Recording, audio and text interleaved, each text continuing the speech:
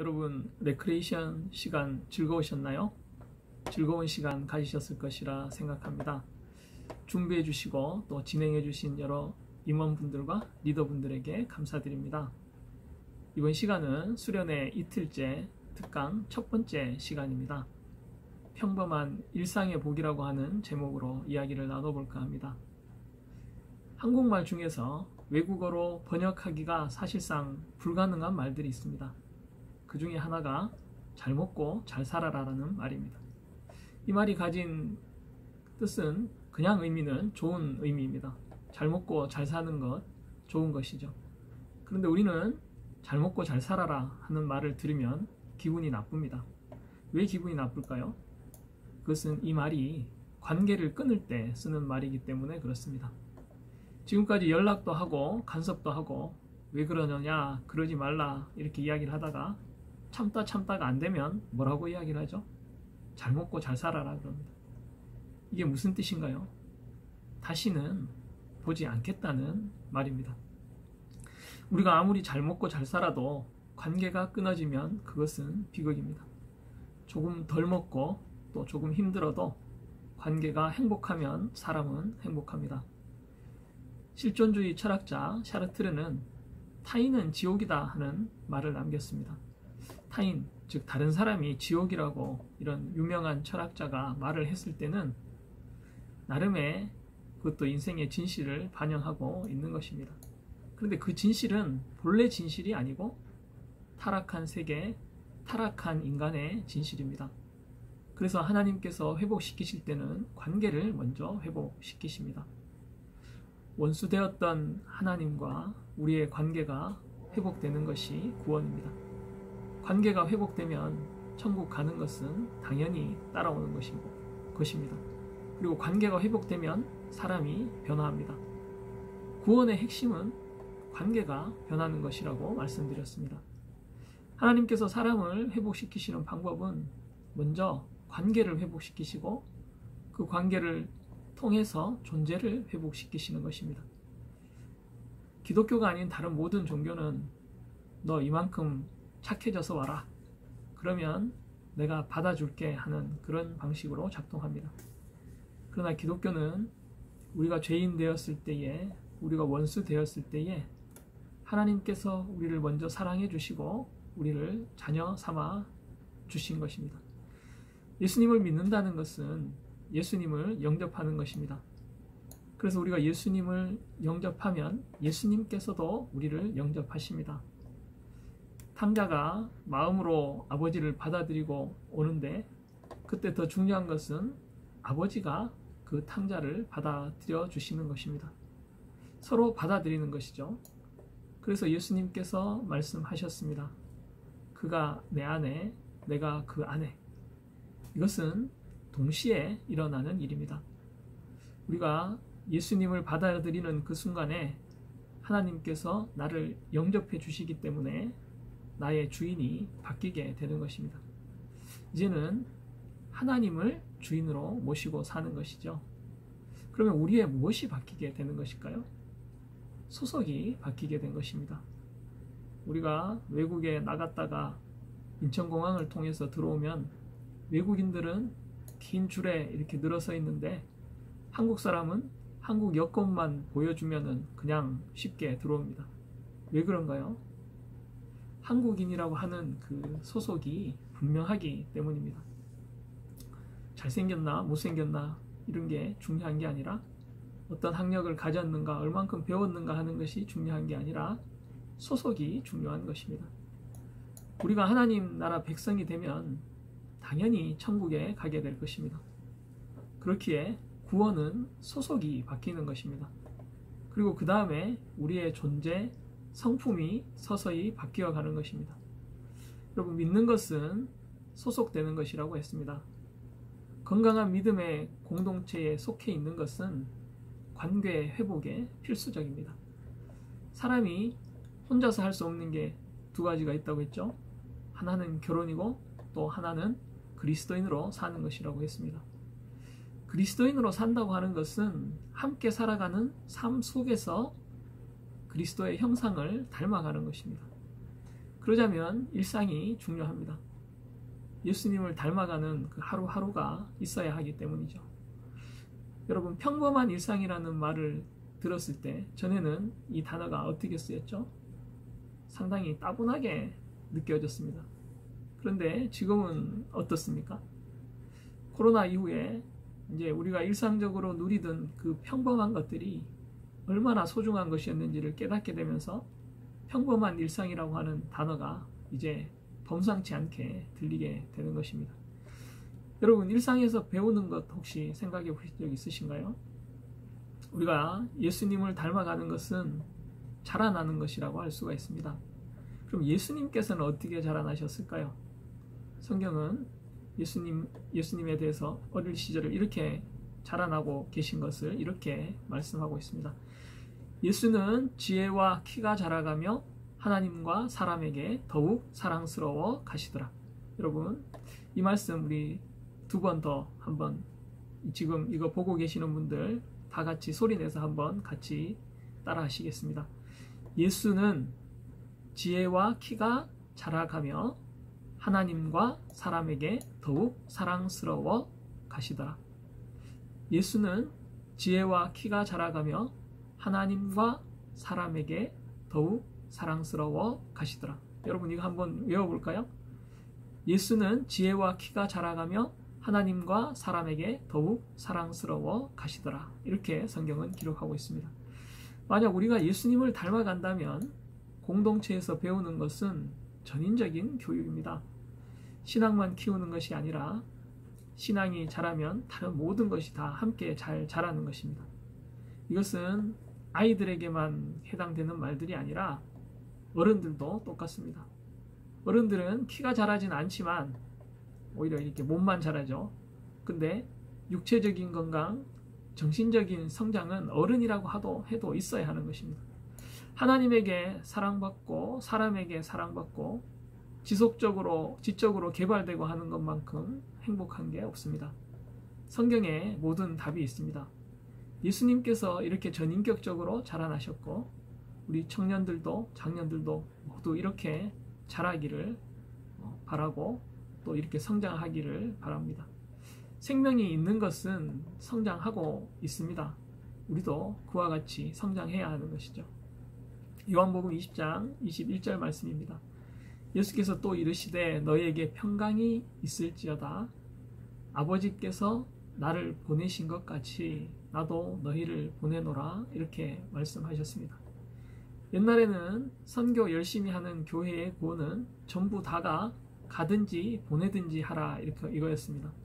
내가 선교를 직접 가든지 아니면 기도와 물질로 후원을 하든지 이 둘 중에 하나를 하라는 것이죠. 근데 이것도 참 좋은데 더 정확하게 이야기하면 모든 그리스도인들은 꼭 선교지에 가지 않는다고 하더라도 다 보냄을 받은 자들입니다. 여러분, 인도나 아프리카나 북한이나 여러 공산국가가 선교지가 아니고 이 세상 전체가 선교지인 줄로 믿습니다. 우리는 세상에 속한 사람들이 아니기 때문에 하나님께서 우리를 세상에 보내신 것입니다. 보냄받지 않은 그리스도인은 하나도 없다라는 말이 그래서 있는 것입니다. 우리 모두가 선교사라는 것이죠. 우리 삶의 현장에서 우리는 선교적 존재로 복음을 전하는 존재로 살아가는 것입니다. 여러분, 다음 세대는 이제 우리나라도 선교지가 될 것입니다. 정말 다른 선교지에 그 예수 그리스도를 믿는 사람들이 없는 것만큼 다음 세대는 예수 믿는 사람이 없을 가능성이 높습니다. 지금 전국에 수천 개의 교회가 주일학교가 아예 없습니다. 이제는 멀리 갈 것도 없죠. 다음 세대 아니더라도 이제 우리가 상당히 적은 숫자가 되었습니다. 점점 더 소수가 되어가고 있습니다. 전에는 이 크리스찬들이 그 역피라미드라고 했는데 이제는 그 정도로 줄어드는 것이 아니라 깔때기처럼 줄어든다라고 하는 말이 있습니다. 그러나 여러분, 우리 모두가 잠재력이 있습니다. 우리가 얼마든지 주님을 위해서 살 수가 있는 것입니다. 우리가 지혜가 있고 인생의 경험이 있고 자기 기술이 있고 다 있습니다. 조금이라도 어떻게 하면 하나님을 위해서 살 수 있을까 우리가 늘 고민하면서 살아가야 하는 것입니다. 예수님을 전하는 것은 공동체가 정책적으로 이런 선교를 합시다 하는 것도 물론 좋지만, 정말 예수님을 전하는 것은 우리가 세상에서 실제로 살아가면서 주변에 이런 게 필요하구나 하는 필요성을 느끼면 한번 해보는 것입니다. 작지만 나 혼자서 해보는 것이죠. 그리고 정말 이것이 필요하다 싶으면 서로 도와주다가 그 중에 정말 그 뜻있는 일이 되면 힘이 모아지는 것입니다. 그래서 교회는 성도들이 생활에서 하는 작은 실천에서부터 큰 실천으로 그 프로젝트가 탄생하는 게 가장 좋은 방향성입니다. 그래서 우리 한 사람 한 사람 성도들이 가지고 있는 그 다른 이들에게 복음을 나누려고 하는 그 마음이 공동체의 가장 중요한 자산입니다. 그 죽어가는 그 영혼들을 불쌍히 여기는 그 구령의 열정이 이 선교의 가장 큰 자산이 되는 것입니다. 그래서 옛날에는 다들 전도와 선교를 큰 프로젝트 중심으로 했었습니다. 많은 것을 물질로 해야 된다고 생각을 했었죠. 그런데 돈이 많으면 전도에 도움이 되기도 하고 또 방해가 되기도 합니다. 돈만 가지고 선교하는 것이, 전도하는 것이 절대로 아닙니다. 우리의 열정이 먼저 가야 하는 것이죠. 그럴 때 하나님께서 다른 것도 함께 채워주시는 것입니다. 그렇게 살아간다고 하면 우리 일상생활이 굉장히 중요해집니다. 우리가 각자가 보냄을 받았고 보냄받은 우리가 살아가는 이 삶 전체가 복음을 살아내는 삶이기 때문에 일상생활이 정말 중요한 것입니다. 여러분, 내 인생 가장 소중한 날은 오늘이다 하는 말 들어보셨습니까? 내 인생 가장 소중한 날이 내가 돈을 많이 모아서 어떻게 해외여행을 가고 돈을 많이 벌어서 멋진 데 집을 사서 들어가는 그날이 아니라 내 인생의 가장 소중한 날은 오늘입니다. 여러분, 어제는 지나간 과거입니다. 미래는 아직 오지 않았습니다. 내가 누리고 즐기고 최선을 다할 수 있는 날은 오늘 뿐입니다. 러시아의 대문호 톨스토이가 세 가지 질문이라고 하는 소설을 썼습니다. 그 소설에서 어느 왕이 이런 질문을 던집니다. 가장 중요한 시간이 언제인지, 가장 중요한 사람이 누구인지, 그리고 가장 중요한 일이 무엇인지, 이것을, 이 해답을 얻기 위해서 질문을 던집니다. 근데 아무리 물어도 사람들이 대답이 없습니다. 아무도 아는 사람이 없는 것이죠. 그래서 현자라고, 정말 지혜 있는 사람이라고 소문이 난 그 사람을 찾아갑니다. 그런데 그 사람에게 물었는데 그 현자도 대답을 해주지를 않습니다. 실망을 하고 이제 왕궁으로 돌아가는데 한 집 앞에 겨울이 다가오는데 큰 나무가 쌓여 있는 것을 봤습니다. 여러분, 장작을 패야 난방을 하고 살 텐데 거기 이제 어떤 사람이 사는가 봤을 때니 한 늙은 노인이 사는 것을 알게 됐습니다. 이 노인이 이 장작을 다 어떻게 패고 살지 하는 그 마음이 들어서 걱정이 됐습니다. 그래서 팔을 걷어붙이고 땀을 뻘뻘 흘리면서 장작을 패기 시작합니다. 그리고 장작을 패고 집에 돌아가려고 하는데 저 멀리서 칼을 맞아서 다친 사람이 이렇게 쩔뚝쩔뚝 하면서 걸어오는 것입니다. 그래서 또 그 사람을 외면할 수가 없어가지고 그 사람을 이렇게 치료를 해주고 떠나갑니다. 그런데 나중에 알고 봤더니 그 다친 사람은 그 왕을 죽이려고 왔던 자객이었습니다. 그런데 궁에 가보니까 왕이 어디 다른 데 가고 없는 것이에요. 그래서 왕궁에서 헤매다가 잡혀가지고 그 왕을 지키는 군사들에게 칼을 맞은 겁니다. 왕이 여기저기 가서 물어보고 장작 패주고 하는 시간에 이게 맞지 않았던 것입니다. 그래서 이 왕은 자기도 모르게 자기를 죽이려고 했던 사람을 치료해줬던 경험을 가졌다는 것입니다. 그래서 다시 이제 현자에게 가서 이야기하니까 현자가 이렇게 얘기합니다.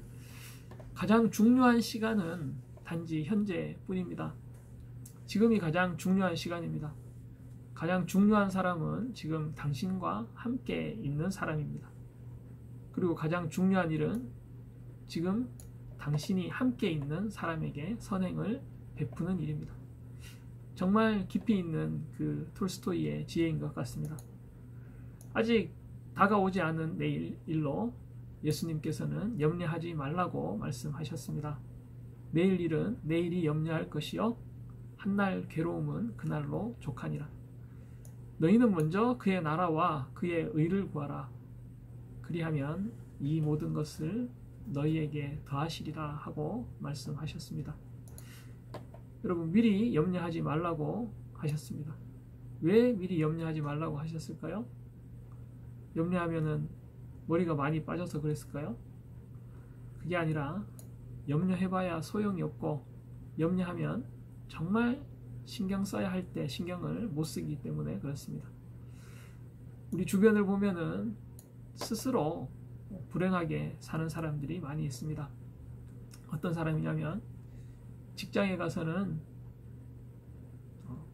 집안 걱정하고 집에 와서는 다시 직장을 걱정하는 사람입니다. 직장 때문에 집에서 짜증내고 또 집안 걱정 때문에 직장 가서는 할 일도 제대로 못하고 그러면 자꾸 인생이 헛바퀴가 도는 것입니다. 여러분, 내 가족이 아무리 소중해도 일할 때는 일이 나에게 가장 중요한 것입니다. 직장이 당장 내일 없어진다고 해도 가족들하고 밥 먹는 시간에는 가족들하고 밥 먹으면서 따뜻하게 이야기 한마디 나누는 것이 가장 중요한 것입니다. 그래서 우리에게 행복한 날이 있다고 한다면 매일매일이 행복한 것입니다. 장년의 입장에서 청년들의 연애를 보면 많이 다릅니다. 남자들은 특별히 더 그런 것 같습니다. 남자 청년들 연애하려고 하면은 거의 이벤트 회사처럼 해야 되죠. 장미도 많이 꽃다발도 선물하고 촛불 밝히고 이렇게 뭐 여러 가지 선물도 잘 준비해서 멋진 곳 데려가고 해야 되죠. 미디어의 영향 때문인지 모르겠지만 그렇게 특별 이벤트 하듯이 연애하고 하는 분위기로 요즘 많이 흘러가는 것 같습니다. 예를 들면 고생해서 아르바이트를 해도 1년에 한 번 유럽 여행 가고 싶다. 특별한 날에 대한 이런 환상이 상당히 큰 것 같습니다. 물론 좋습니다. 연애할 때도 특별한 날을 멋지게 기념해줄 사람한테 더 끌리는 것이 사실이겠죠. 그런데 여러분, 물론 그것도 좋지만은 정말 행복한 사람은 어떤 사람일까요? 어떤 사람이랑 살아야 여러분 행복할까요? 특별한 이벤트를 잘해주는 사람? 되게 스윗한 사람? 그런 사람이 아니라 저 사람이랑 결혼하면 행복한 매일매일이 되겠다라고 하는 그런 사람이랑 사는 것이 행복합니다. 그게 삶의 아주 중요한 지혜입니다. 여러분, 그리고 불평하지 않고 행복한 감수성이 풍부한 사람, 혼자서도 행복한 사람이 같이 사는 사람도 행복하게 하게 해줄 수 있는 것입니다. 여러분, 그 청년의 연애 때 한 가지 팁을 드리자면 남자 형제들은 자매를 고를 때 남자 형제들이 자매 고르는 것, 여자 자매들이 그 형제를 고르는 것에 대해서 한 가지 팁을 드리겠습니다. 자매님들은 형제님들 보실 때 성실한 분인지를 보는 것이 좋습니다. 왜냐하면 요즘 시대에는 그 형제들이 성실하기가 참 쉽지가 않습니다. 남자들은 성실한 사람이 드물어요. 그래서 성실한 사람을 만나면 좋습니다. 그리고 요즘 시대는 그 책임감을 배우기가 쉽지 않은 시대에 이 남자들이 살고 있습니다. 그래서 성실하고 책임감 있는 분을 만나면 틀림없습니다. 또 자매님, 형제님들은 어떤 자매를 택하면 좋을까요? 마음 그 밭이 오르락내리락 하지 않고 평정심을 가지고 있는가를 보는 것이 좋습니다. 여자분들은 오르락내리락 하는 분이 많습니다. 평정심을 가지고 평안한 마음을 가지는 그런 자매들이 좋은 자매라는 거 알려드리겠습니다. 여러분, 불행한 사람에 대해서 다시 이야기하면 불행한 사람은 불행한 사람의 행복은 늘 과거형입니다. 불행한 사람들 보면 늘 하는 말이 그때는 행복했었는데 이렇게 말을 합니다. 몇 년 전에 행복했다는 거죠. 그러면 몇 년 후에 가면은 뭐라고 그럴까요? 몇 년 후에는 오늘을 가리켜서 어휴 그래도 그때가 나았는데 그때가 좋았는데 이렇게 말합니다. 늘 지나고 나서 행복하지 않는 사람은 없는 상황에서 자꾸 행복했다, 과거가 행복했다, 지금은 불행하다 이렇게 이야기를 합니다. 그리고 지금 지나면 또 그때를 생각해 보니까 그때가 행복했다 이렇게 이야기하는 겁니다. 늘 행복이 과거형인 것이죠. 여러분 연애할 때 최악의 말이 뭐죠? 전 연애하던 사람 이야기하는 것이죠. 전 여친이랑 연애할 때가 좋았는데 전 여친은 어땠는데 최악입니다. 있을 때 잘해주지도 않고 있을 때 잘하지.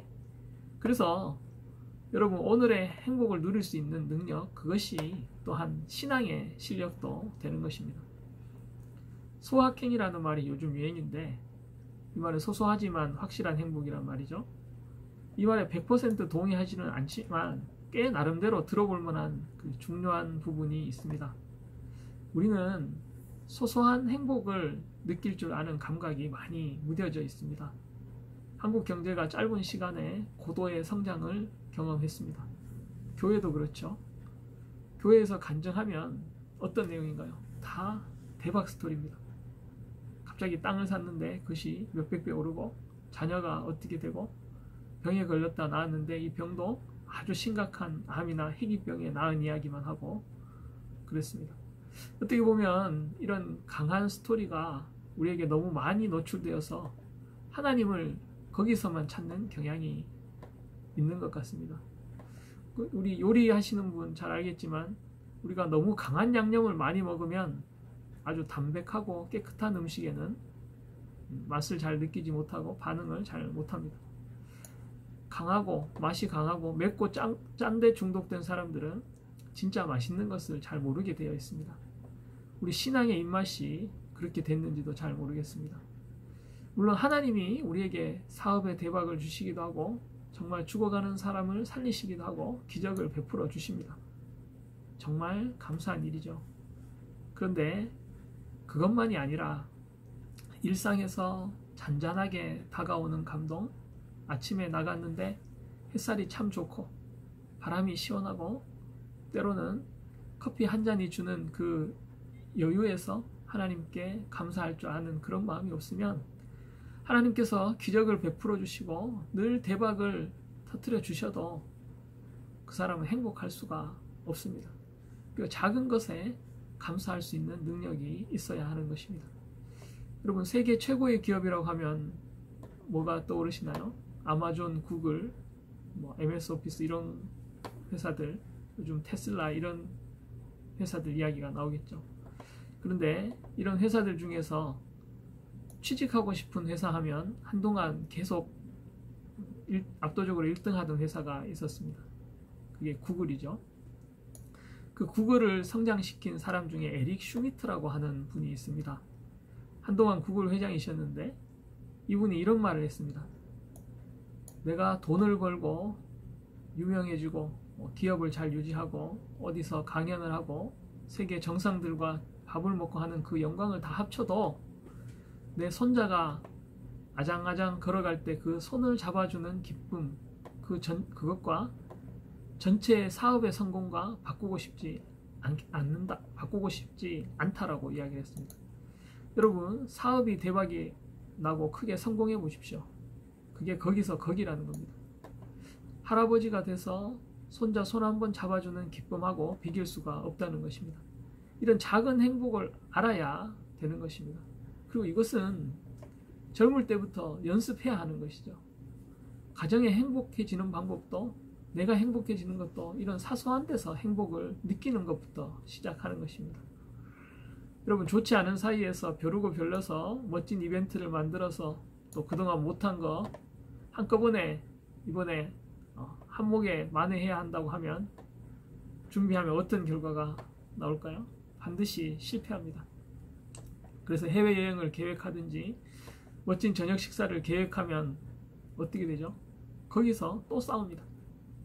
사람이 힘이 많이 들어가면 멋진 여행을 해야지, 진짜 파인 다이닝에 가야지, 이렇게 이야기를 하는데 그게 또 의견이 불일치해서 또 가서도 싸웁니다. 준비를 많이 했는데도 말이죠. 그러면 내가 이렇게 준비를 많이 했는데 이 마음을 몰라주네 이러면서 또 삐지고 싸웁니다. 그래서 평소에 행복해야 특별한 날도 행복할 수가 있는 것입니다. 여러분, 신앙생활도 마찬가지입니다. 우리 가끔씩 그런 말 하죠. 그런 말 들어보셨을 겁니다.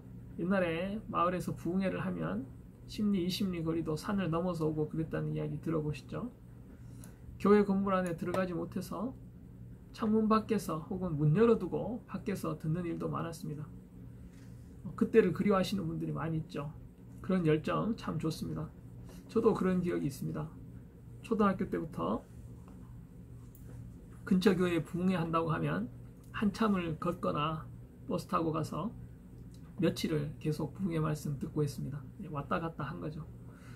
그 차도 사실 잘 많이 다니지도 않았습니다.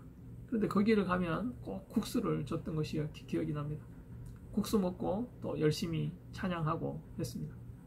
그런데 부흥회 가서 은혜 받는 것이 반드시 좋은 것만은 아닙니다. 생각을 한번 해보세요.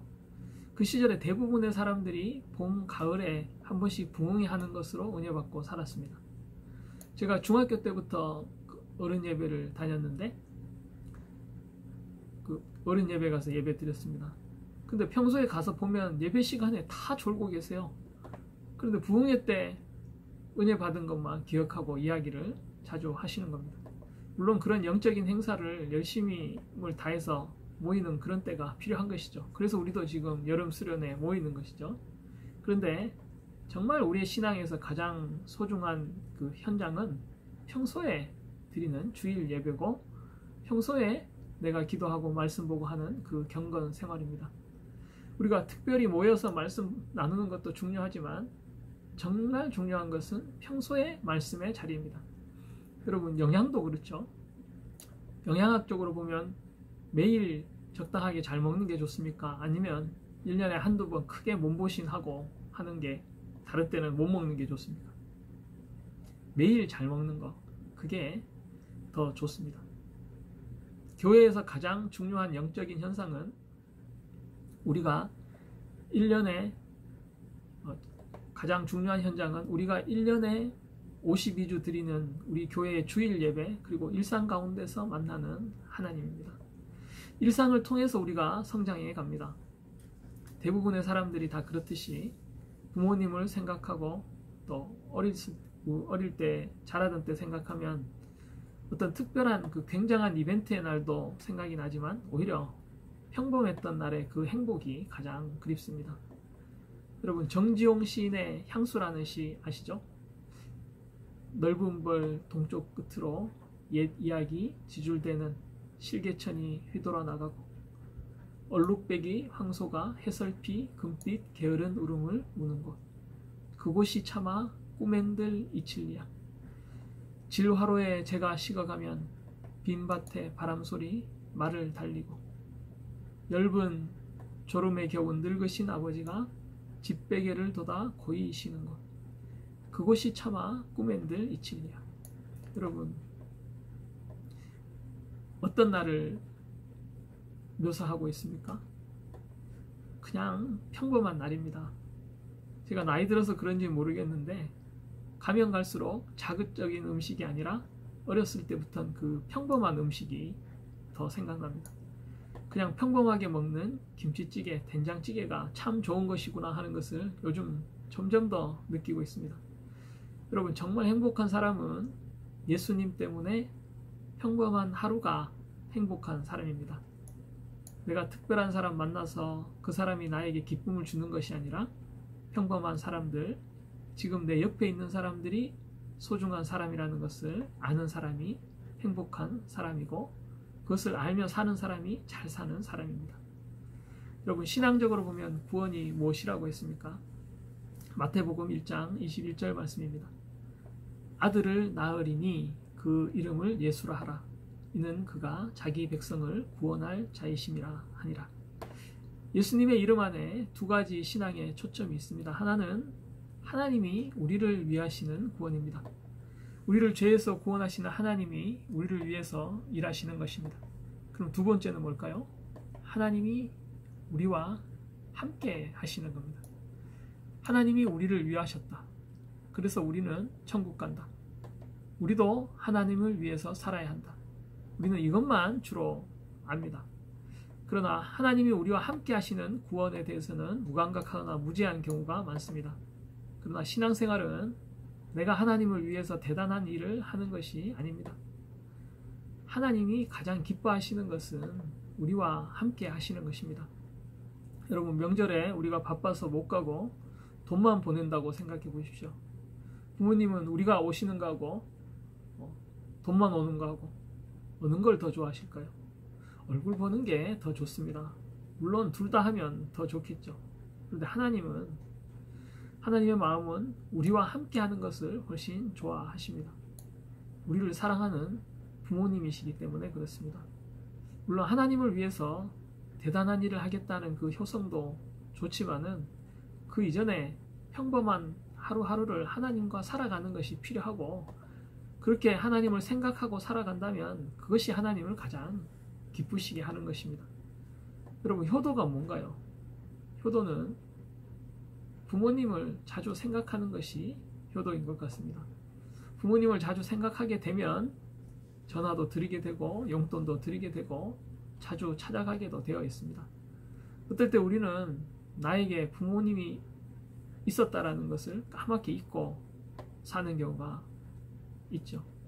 그러나 부모님께서는 우리를 잊어버리시지 않습니다. 늘 자식 생각하시는 거죠. 바로 신앙이 이런 겁니다. 하나님께서 우리를 늘 생각하고 계신 것, 우리가 하나님을 생각하고 하나님과 함께 살아가는 것입니다. 데살로니가전서 5장 10절 말씀에 예수께서 우리를 위하여 죽으사 우리로 하여금 깨어 있든지 자든지 자기와 함께 살려 하셨느니라 하는 말씀이 있습니다. 예수님께서 왜 죽으셨습니까? 우리와 함께 살기 위해서 죽으셨다라고 기록하고 있습니다. 마가복음 3장 13절에서 15절 말씀입니다. 또 산에 오르사 자기 원하는 자들을 부르시니 나아온지라. 이에 12를 세우셨으니 이는 자기와 함께 있게 하시고 또 보내사 전도도 하며 귀신을 내쫓는 권능도 가지게 하려 하심이라. 여러분, 제자들을 예수님께서 부르신 그 첫 번째 목적이 자기와 함께 있게 하시기 위해서라고 성경이 기록하고 있습니다. 전도도 있고 귀신을 쫓는 것도 있지만 중요하지만 그건 그 다음입니다. 처음은 예수님과 함께 살아가는 것입니다. 우리의 평범한 하루가 주님과 함께하는 하루가 되기를 바랍니다. 여러분, 평범한 하루하루가 중요하다고 그랬는데 하루는 언제 시작하죠? 이 하루가 언제 시작하느냐 하는 그 이 질문이 되게 쉬운 질문이 아닙니다. 이게 아주 당연한 것 같지만 문화적으로 상당한 차이가 있습니다. 어떤 사람은 하루를 0시에 시작하고 어떤 사람은 아침에 시작하고 또 어떤 사람은 대낮에 일어나서 시작할지도 모릅니다. 제가 우리 청년부 신방 전화를 해보면 우리 청년부원들은 좀 해 떠 있을 때 하루를 시작하시는 분들이 많으신 것 같습니다. 그런데 구약 성경에 의하면 하루는 저녁에 시작됩니다. 창세기 1장 5절 말씀입니다. 저녁이 되고 아침이 되니 이는 첫째 날이니라. 유대인들은 하루가 저녁에 시작합니다. 안식일은 토요일이죠. 그런데 지금까지도 유대인들이 지키는 안식일은 금요일 저녁 해질 때부터 우리로 치면 토요일 저녁 해질 때까지입니다. 성경에 예수님을 장사 지내는 것도 해지기 전입니다. 해가 지면 이미 금요일 밤에 일몰이 돼서 그때부터는 안식일이 시작되는 것입니다. 굉장히 특이하죠. 유대인들의 하루는 저녁에 시작해서 저녁에 끝이 납니다. 금요일 오후가 되면은 유대인들은 까만 모자를 쓰고 예배 복장을 하고 다니기 시작합니다. 금요일 저녁에 안식일이 시작되는 것이죠. 다시 말해서 저녁에 하루가 시작되는 것입니다. 유진 피터스는 이런 말을 했습니다. 밤이 하루의 시작이라는 사실은 우리의 삶이 우리 자신에게 달려있지 않음을 상기시켜준다. 우리는 잠자리에 들지만 하나님은 밤에도 일하신다. 그래서 우리는 염려하거나 쫓길 필요가 없다. 우리는 아침에 일어나서 그분이 이미 시작하신 일에 동참하기만 하면 되는 것이다 했습니다. 참 멋진 말입니다. 여기에 유대인들의 아주 깊이 있는 신앙과 인생에 대한 통찰이 담겨 있습니다. 내가 애를 써도 밤을 새워서 무언가를 한다고 해서 되는 게 아닙니다. 나는 자고 있어도 하나님께서 나를 지키시고 하나님께서 나를 위해서 일하시는 줄 믿습니다. 이런 믿음이 있을 때에 우리가 다르게 살 수가 있습니다. 하루가 저녁에 시작한다는 것은 모든 것이 하나님의 손에 달려있다는 것을 가르쳐 주시는 것이고 우리에게 겸손을 가르쳐 주시는 말씀입니다. 시편 3편 말씀을 보면 다윗이 그 압살롬을 피할 때 그 지은 그 시가 나옵니다. 아들이 아버지를 죽이려고 하는 그 상황에서 여러분 같으면 잠을 잘 잘 수 있었을까요? 여러분 수능 때는 어땠습니까? 내일이 수능인데 수능 전날 잠 잘 잘 수 있을까요? 여러분 아들이 내 목에 칼을 겨두고 있습니다. 내 후궁들을 다 범할 뿐만 아니라 이때까지 자신을 향해서 충성을 다하겠습니다 하고 하는 그 수많은 사람들이 신하들이 갑자기 다 등을 돌리고는 내한테 칼을 겨누고 있는 상황을 겪고 있습니다. 우리 인생에서도 이와 비슷한 때가 있습니다. 이제 내일이면은 회사에서 쫓겨날 수도 있고 또 병원 갔는데 큰 병이라는 선고를 들었을 수도 있습니다. 그런 날에 잠이 올까요? 다윗을 보면 시편 3편 1절입니다. 여호와여 나의 대적이 어찌 그리 많은지요 일어나 나를 치는 자가 많으니이다 했습니다. 그런데 5절에 보면 내가 누워 자고 깨었으니 여호와께서 나를 붙드심이로다 이렇게 말하고 있습니다. 여러분 같으면 이럴 때 뭐라고 그러겠습니까? 아니 지금 이 상황에 잠이 오시나요? 이렇게 말하지 않겠습니까? 그런데 사실 잠이라도 잘 자야 되는 거죠. 다 망했으면 잠이라도 잘 자야 됩니다. 그래야 일어나서 누구한테 부탁을 하러 가든지 또 해결볼 방법을 찾든지 할 수 있습니다. 잠도 못 자면 어떻게 될까요? 그래서 이것이 다윗의 위대한 점을 보여주고 있습니다.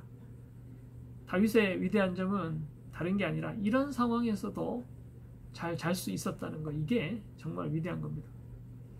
예수님도 풍랑 한가운데서 주무셨습니다. 그걸 왜 성경이 굳이 기록하고 있을까요? 다윗이 이 시를 쓰면서 굳이 5절에 내가 누워 자고 깨었으니 하는 말을 왜 할까요? 잘 때는 근심이 가득해도 주님께 맡기고 자고 일어날 때에 하나님께서 새로운 소망을 주시는 것을 알았기 때문입니다. 시편 3편 6절 말씀입니다. 천만인이 나를 에워싸서 진친다고 하여도 나는 두려워하지 아니하리로다. 하나님께 잘 맡기고 잘 잔 사람만이 할 수 있는 고백입니다. 하루는 저녁에 시작합니다. 여러분 멋진 하루를 원하신다면 저녁 시간을 잘 보내야 됩니다. 에베소서 4장 26절 말씀입니다. 분을 내어도 죄를 짓지 말며 해가 지도록 분을 품지 말고 이렇게 말씀하고 있습니다. 자기 전에 분을 다 씻어내라는 말씀입니다. 우리는 자기 전에 세수하고 샤워하고 몸을 잘 씻고 자죠. 그런데 영혼은 잘 씻고 주무십니까? 우리가 잠들기 전에는 영혼의 샤워가 필요합니다. 그게 분을 내어도 해가 지도록 품지 말라는 것의 의미입니다. 그 분을 우리 영혼에 덕지덕지 붙이고 자지 말라는 겁니다. 왜냐하면 영혼에 해롭기 때문입니다. 모든 불안, 염려 이런 걸 다 주님께 맡기고 잠드는 은혜를 구하시기를 바랍니다. 어떤 분들은 잠들기 직전까지 텔레비전을 보시는 분들이 있습니다. 요즘 다 핸드폰 들고 있는 분들이 많죠. 다 좋지 않은 습관입니다. 적어도 자기 10분, 20분 전에는 끄는 게 좋습니다. 텔레비전 많이 보시는 거 어느 정도 보는 거 괜찮습니다. 그러나 잠들기 직전에는 끄고 고요한 시간을 보내시는 훈련이 필요한 것입니다. 기도를 해도 좋고 꼭 기도를 하지 않는다고 하더라도 하루의 삶을 조금 돌아보십시오. 그게 바로 영혼의 샤워입니다. 그래서 시편에 이런 말씀이 나옵니다. 여호와께서 그 사랑하는 자에게 잠을 주시는도다. 선하고 아름다운 하나님이라고 하는 책이 있습니다. 요 근래에 그 최고의 영성교재로 인정받는 그 책인데, 그 책 1과에 보면 숙제가 나오는데, 그 숙제가 뭐냐면 앞으로 일주일 동안 잠을 충분히 자라는 숙제입니다. 지금 세계 최고의 영성교재로 인정받는 책의 출발이 뭐라고요? 잠을 충분히 주무십시오, 이거입니다. 저도 여러분들에게 숙제를 내어드리겠습니다. 여러분, 일주일 동안 잠을 충분히 주무십시오. 일찍 잠자리에 들고 영혼의 샤워를 하면서 하루를 준비하는 이가 하루를 잘 시작할 수 있습니다. 그게 참으로 소중합니다. 여러분, 현재는 선물입니다. 지금 이 순간에 온전히 충실해야 합니다. 선물은 영어로 the present죠. 현재도 영어로 the present입니다. 가장 소중한 선물은 바로 현재인 겁니다. 현재만이 내가 어떻게 할 수가 있습니다. 지나간 과거는 이미 내 것이 아닙니다. 과거를 아무리 후회해봐야 소용이 없습니다. 다가올 미래도 대비는 할 수 있지만 내가 어찌 할 수 없는 것입니다. 솔직히 나한테 어떤 미래가 올지 아무도 모릅니다. 내가 어떻게 할 수 있는 것은 현재뿐입니다. 그래서 저는 우리 청년부원들 모두가 이 현재를 충만하게 잘 살기를 바랍니다. 현재는 내가 누군가와 이야기를 할 때 아무리 바빠도 시간을 내서 현재 내가 누구하고 5분 동안 이야기를 나눈다면 그 5분은 완전히 그 사람한테 내어주어야 하는 것입니다. 그 5분 동안 이 세상에서 나한테 가장 소중한 사람은 이 사람밖에 없다고 생각하고 내주어야 됩니다. 가정의 대화가 메마른 것은 시간이 없어서가 아닙니다. 식당 가고 카페 가고 다 보면은 엄마 아빠 아이들 앉아서 다 핸드폰 보고 있습니다. 같이 있는 시간이 많습니다. 아빠들이 애들하고 시간을 가지는데 애들이 이야기해도 건성으로 듣고 또 신문 보고 텔레비전 보고 그러면서 보냅니다. 현재 시간에 뭐를 하든지 그 일을 완전히 몰입해서 할 수 있는 그게 행복입니다. 몰입하는 순간에 행복을 느끼는 것입니다. 누군가가 좋은 시간을 가지면 그 사람이 나에게 가장 소중한 사람이 되도록 행동해야 합니다. 그렇게 해서 현재를 충만하게 사는 훈련을 하시면 매일매일의 삶이 달라질 줄로 믿습니다. 이게 습관입니다. 삶의 습관을 잘 훈련해서 하루하루를 우리 모두가 충만하게 살 수 있었으면 좋겠습니다. 그것을 통해서 저는 우리 청년부원들 모두가 행복한 성도가 되었으면 좋겠습니다. 물론 예수님 믿어서 취업도 잘 되고 시험에도 합격하고 대단한 것을 이루는 것도 좋지만 잘 된다고 하더라도 그 안에 사는 매일의 우리가 행복하지 않으면 별 소용이 없습니다. 그리고 우리의 일상이 평범한 하루가 행복할 때에 자연스럽게 우리의 표정이 바뀌고 우리의 삶이 바뀌고 우리가 선교적 존재, 이웃에게 하나님의 아름다움을 전하는 존재가 될 줄 믿습니다. 엘리에노 루즈벨트가 이런 말을 했습니다. 행복은 인생의 목표가 될 수 없습니다. 더 큰 목표를 향해서 가는 길에 얻을 수 있는 부산물일 뿐입니다. 이렇게 이야기했습니다. 행복이 내 인생의 목표면 이상하게 행복은 저 멀리 있습니다. 행복은 더 큰 목표를 향해서 가는 길에 얻을 수 있는 부산물입니다. 의미 있는 삶을 위해서 열심히 달려가다가 보면 어느새 행복하구나.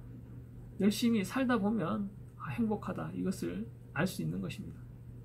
행복은 그냥 스치듯이 지나갑니다. 아무도 행복을 붙들 수 있는 사람이 없습니다.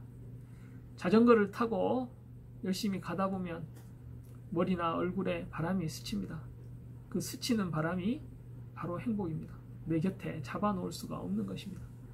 가끔씩 행복하다고 느끼면서 그냥 앞으로 가면 되는 것입니다. 그럴 때 하나님께서 우리에게 더 따사로운 은총의 햇살도 비춰주십니다.